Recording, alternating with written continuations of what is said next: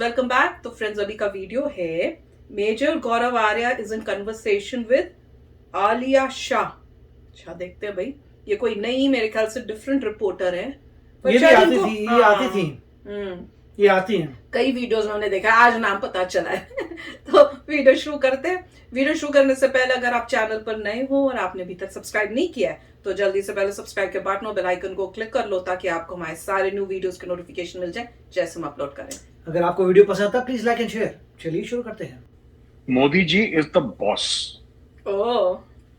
India में एक ही boss है और उनका नाम है नरेंद्र मोदी। आप किसी भी पाकिस्तानी से पूछिए कि दिल पे हाथ रख के पूछो कि पाकिस्तान का बॉस कौन। हमारे सामने नहीं, किसी इंडियन के सामने बोलना कि नहीं हम डेमोक्रेट, वो मेरे मुझ छोड़ दे। I am not important. India को एक कोने में लगाइए, दिल पे हाथ रख के बताइए कि पाकिस्तान का बॉस कौन है, और कहीं ना कहीं दिल से आवाज आएगी कि कमर जावेद बाजवा साहब है। And I have a lot of respect for general Bajwa. मैं आपको अभी बता दूं, मैंने बोला भी था, पिछले मेरे इंटरव्यू था कि अनफॉर्चुनेटली आपके मुल्क में क्या है कि जो आपके आर्मी चीफ है ना, वो बात करते हैं स्टेट्समैन के जैसे, और जो प्राइम मिनिस्टर है वो पता नहीं किस तरीके की बात करते हैं। तो देखिए, क्या बात ये हो गई ना आलिया जी की। देखिए, जब 370-35 से हटा, आपने ट्रेड की बात से शुरू करी थी कि ट्रेड दोनों मुल्कों में, ये डिसीजन आपको भी पता है पाकिस्तान में महंगाई क्यों है आज की तारीख में, और पिछले 2-3 साल से क्यों महंगाई का तूफान पाकिस्तान में आ रहा है। सबको पता है कि जिस दिन वागा के दरवाजे खुले, with in 15 to 20 days Pakistan में महंगाई हर चीज की, खाने पीने की चीज की, धीरे धीरे कम होना शुरू हो जाएगी। विद इन 15 to 20 डेज, एक महीना लगा लीजिए, 30 दिन के अंदर ज्यादा से ज्यादा ये महंगाई का तूफान बहुत हद तक खत्म हो जाएगा। तेल की कीमतों के ऊपर हमारा कोई जोर नहीं है, क्योंकि इंडिया खुद तेल इंपोर्ट करता है, तो उसके बारे में हम कुछ नहीं कर सकते। लेकिन आपके जो फूड आइटम्स है उनकी काफी हद तक कीमत गिर जाएगी। 370-35 से हटने के बाद जो सरहद बंद करी और बोला कि हम ये कर देंगे वो कर देंगे, जो इमरान खान साहब ने बोला, तो ठीक है। इंडिया ने तो कभी नहीं बोला कि जनाब आप, हम लोग लुट जाएंगे, पिट जाएंगे, बर्बाद हो जाएंगे, आप हमारे साथ ट्रेड करिए। आपने बोला ठीक है, आपकी मर्जी। फिर कुछ दिनों के बाद खान साहब ने बोला कि चलो दवाइयां तो दे ही दो हमें, तो हमने बोला वो भी आपकी मर्जी। कल आप बोलेंगे कि इसकी ट्रेड कर लो, तो आपकी मर्जी। आपको बंद करना है पाकिस्तान को, ट्रेड हमारे साथ बंद करनी है, पाकिस्तान की खुशी। पाकिस्तान को ट्रेड करना है, वो पाकिस्तान की खुशी। लेकिन इसमें एक और चीज है, पाकिस्तान ने ट्रेड बंद करी यूनिलैटरली। इंडिया ने मोस्ट फेवर्ड नेशन का, MFN का स्टेटस पाकिस्तान को दे रखा था, पाकिस्तान ने नहीं दिया इंडिया को। चलिए, अब तो बात पुरानी हो गई, let's not go back into history, वो खत्म, एक चैप्टर हो गया। मेरा कहने का मतलब है कि पाकिस्तान ने जो ट्रेड बंद करी, व्यापार बंद करा, जिसको हम हिंदी में कहते हैं, व्यापार बंद करा भारत के साथ, वो पाकिस्तान का यूनिलैटरल डिसीजन था। वो इमरान खान नियाजी का डिसीजन था कि भारत के साथ हम ट्रेड नहीं करेंगे जब तक 370-35 से बहाल नहीं होता।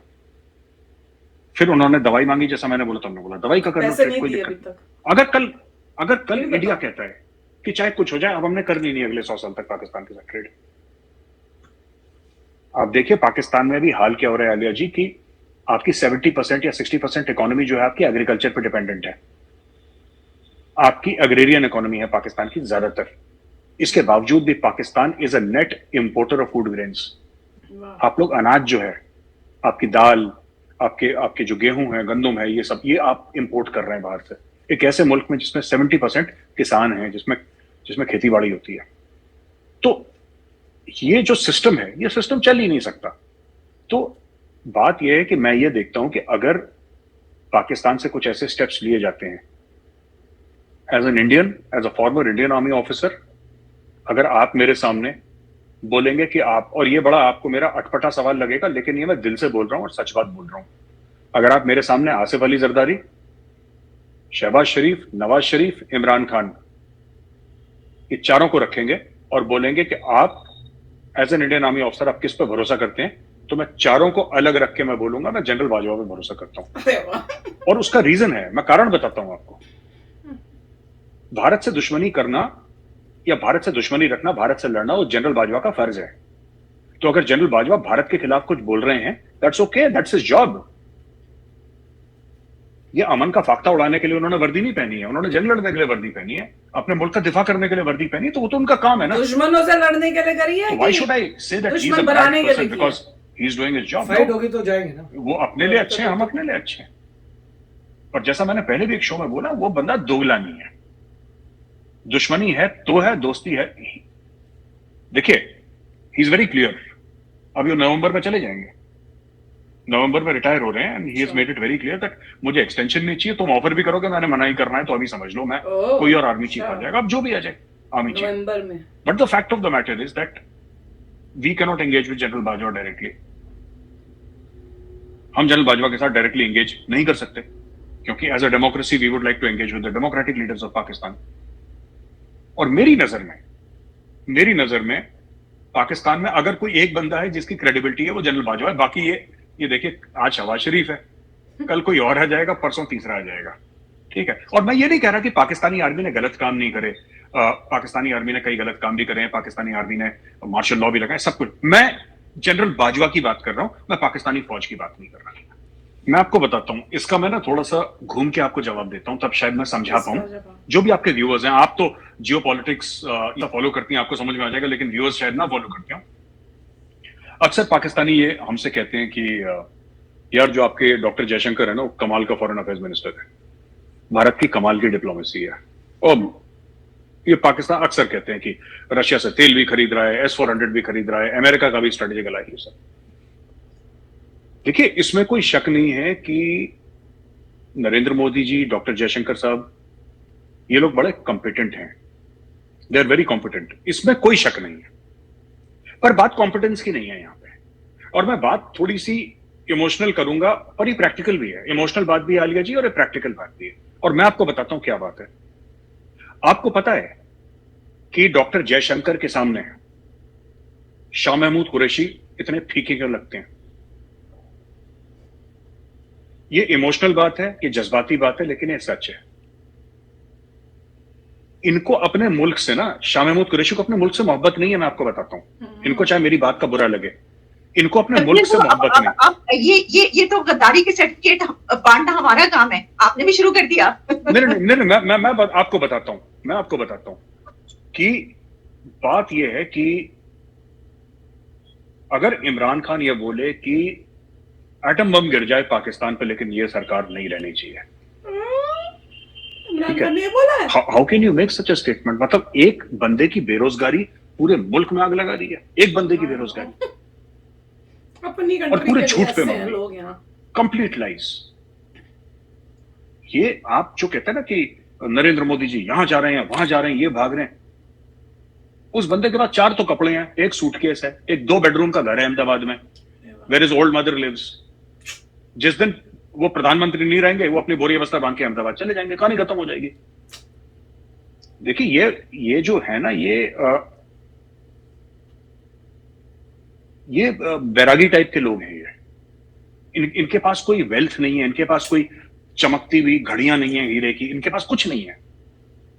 ये खाने भी ऐसे खाते हैं कि आपको लगता है कि मतलब कि बिल्कुल सादा खिचड़ी खा ली, थोड़ा सा ये खा लिया, ऐसा इनका खाना है। ये टोटली डेडिकेट। इसमें देखिए, सबसे पहले ठीक है, इंडिया के पास पैसा है, इंडिया बहुत बड़ी मंडी है, ये सब चीजें हैं, लेकिन इंडिया की डिप्लोमेसी तब भी अच्छी थी जब इंडिया में भूख से लोग मर रहे थे। आलिया जी, ये जो अक्सर पाकिस्तान में कहते हैं ना, भारत बहुत बड़ी मंडी है और सब लोग भारत की इस बात मानते हैं कि भारत पर बहुत पैसा है, ये पैसा तो हमारे पास 90s के बाद आना शुरू हुआ। भारत के तो बहुत बुरे हाल थे। हमारा 68 टन सोना, उस समय गोल्ड रिजर्व से चलती थी, 68 टन सोना हमारा गिरवी रख दिया था हम लोगों ने। हम IMF के प्रोग्राम में गए, एक बार गए, पर उसके बाद हमने पेट पे पत्थर बांध दिया। हमने बोला कि भूखे सो जाएंगे, लेकिन IMF के पास नहीं जाएंगे। हमने कुछ करा, अपनी पूरी इकोनॉमी को हमने बदला। आज की तारीख में हम दोबारा नहीं गए, एक बार गए थे हम, 1991-92 कभी गए थे, उसके बाद कभी नहीं गए IMF के पास। ये कहां से आया? क्या कोई इंडियन कोई स्पेशल ब्रीड है, या इंडियंस के पास कोई ऐसी अकल है, कोई शऊर है, कोई ऐसा इल्म है, ऐसा दिमाग है जो पाकिस्तानियों के पास नहीं? ऐसा दैट्स नॉट ट्रू। अपनी कंट्री से प्यार है, दैट्स नॉट ट्रू।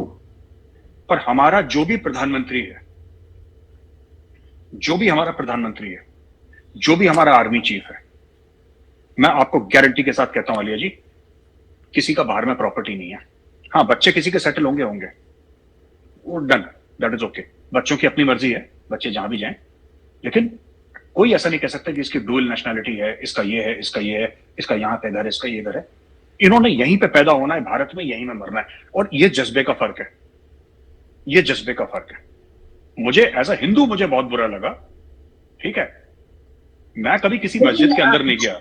आलिया जी, मैं कंप्लीट कर लूं अगर आपकी परमिशन हो। ये प्रॉफिट मोहम्मद के मॉस्क में जाके ये नारेबाजी कर रहे हैं। मुझे तो अभी तक ये बात समझ में नहीं आई कि how can you do this, मतलब कि ठीक है, आप बाहर आके गोली मार दो यार बंदे को, आपको गोली मारनी है गोली मार दो यार, अंदर तो बदतमीजी, you should know where you are standing.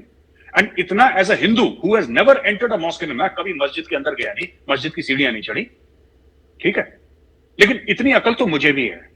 और जो रियासत मदीना बनाने की बात कर रहे हैं उनमें इतनी सूझबूझ नहीं है। तो फ्रेंड्स, अच्छा वीडियो था जिसमें कितनी क्लियरली लास्ट पार्ट वो वैसे सोचने की बात है कि वैसे अपने आप को रिलीजन के साथ जोड़ के इतना कुछ, मतलब हर चीज में रिलीजन लाना, और वो वही कह रहे हैं कि इतनी भी आप में नहीं है कि अपने ही रिलीजन को कैसे रिस्पेक्ट देनी है। जिस तरह से तुमने वहां पे जाके मॉस्क में ही जाकर वहां पे तुम लोग वहां पे नारेबाजियां और वो सब कर रहे हो, तुम खुद ही वहां पे डिसरिस्पेक्ट कर रहे हो। हम हिंदू हो के हमें पता है कि किसी और रिलीजियस प्लेस में जाना हो तो कैसे उसको रिस्पेक्ट देते हैं, क्या करते हैं। तो तुम लोगों के, और तुम कर रहे हो कंट्री को गवर्न, पाकिस्तान को गवर्न करने वाले, और तुम लोग हो जिस तरह की तुम बातें करते हो। मैं तो बहुत हैरान हुई वो इमरान खान की बात सुनकर कि उसने ये, मेरे ख्याल से लगता है, स्टेटमेंट दिया कि भाई बम गिराना है तो गिरा दो, जो करना है कर लो, ताकि ये जो अभी की सरकार है ये टिकनी, नीचे से हटना चाहिए। मतलब अपने आप को बनाने के लिए आप कंट्री में इतना डिस्टर्बेंस, और अपनी कंट्री को डिस्ट्रॉय करने के लिए रेडी हो कि भैया परमाणु बम गिरा दो, न्यूक्लियर बम गिरा दो अपने पाकिस्तान के अंदर ही। तो सोच लो किस टाइप के ये लोग हैं। वो तुम्हें दिख ही रहा है, इतना कुछ जो इंटरैक्ट करके देख रहे हैं हम, उसे नजर तो आ ही रहा है कि अपनी कंट्री से तो कोई इनको प्यार व्यार है नहीं, सब है पैसे का खेल भैया।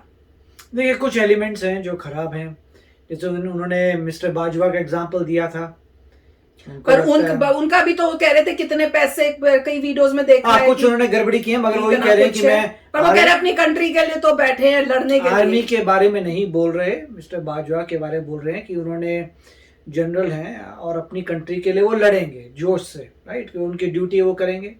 यहाँ पे हमारे जनरल है वो लड़ेंगे ड्यूटी के लिए, मगर पॉइंट आ रही थी कैरेक्टर के बारे में कि जो इंसान उस कंट्री को रिप्रेजेंट कर रहा है वो, उसमें कितना जज्बा है। इसीलिए उन्होंने कहा कि जितने ये प्राइम मिनिस्टर्स हैं उनमें कोई प्यार नहीं है अपनी कंट्री के लिए। फिर मोदी जी का एग्जांपल दिया कि मोदी जी की कितनी प्रॉपर्टी है, कुछ भी नहीं है, कैसे रहते हैं, कुछ भी नहीं है, क्यों, क्योंकि उनको अपनी कंट्री से प्यार है। तो उन्होंने यही बात बताई कि फ़र्क नहीं है किसी के, मतलब चीज़ में सिर्फ यही था, कंट्री से प्यार है। एक बार इंडिया IMF में गया था, उसके बाद पूरा पक्का कर लिया लोगों ने कि ये ऐसा कभी नहीं होना चाहिए, और आज तक नहीं हुआ। और वो बोल रहे हैं द मेन डिफरेंशिएटर ये है कि आपको अपनी कंट्री से प्यार है और आप जो है इस तरीके के बुरे काम नहीं कर रहे क्योंकि आपकी कंट्री से प्यार है। आप करते ही नहीं है कि मेरी कंट्री के लिए डेडिकेटेड हूँ, मैं नहीं करूँगा। तो काफ़ी अच्छा वीडियो था, अच्छा था, मजा आया सुनने में। तो चलो फ्रेंड्स, चलते हैं, मिलेंगे नेक्स्ट वीडियो में बहुत ही जल्द। Till then take care and bye bye. तो अगर आप मेरे इस चैनल पे नए हो तो जल्दी से सब्सक्राइब के बटन को हिट करो और बेल आइकन को क्लिक करो, ताकि आपको मेरा जब नया वीडियो मैं लगाऊं आपको उसके बारे में जल्दी से पता चल जाए।